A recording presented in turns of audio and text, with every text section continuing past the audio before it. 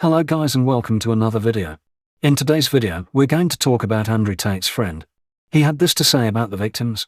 Let's take a look at the video. So there's been a massive update in the Tate case where transcripts of WhatsApp conversations between two of the alleged victims have been leaked. And what's really interesting is that when you go through these conversations, you see that the US woman and the UK Moldovan woman were conspiring together to frame Andrew and Tristan Tate.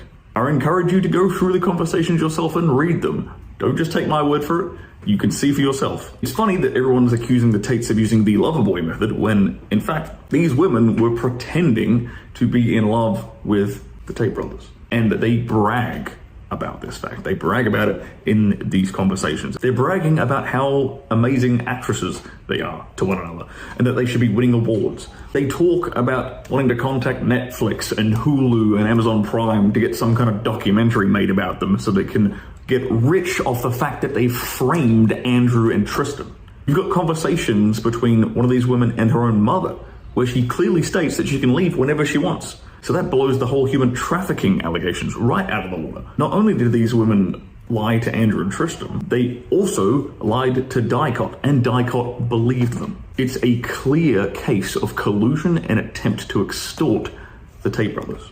Now, investigative journalist Suleiman Ahmed has verified the legitimacy of these documents, and there are some people who are trying to claim that they're fake because there's a bunch of messages in a row that have the same timestamp. This was an error due to the date format that was used and the way it was imported into Excel. And this has been verified by Suleiman Ahmed himself. The really interesting fact about all this information is that the Romanian police have had these transcripts since at least July of 2022, after the first raid on the Tate compound. So that begs the question then, why on earth did they detain Andrew and Tristan when they had all this information that proves them innocent in the first place? They decided to detain them anyway without charge and just keep them in jail for as long as they possibly can.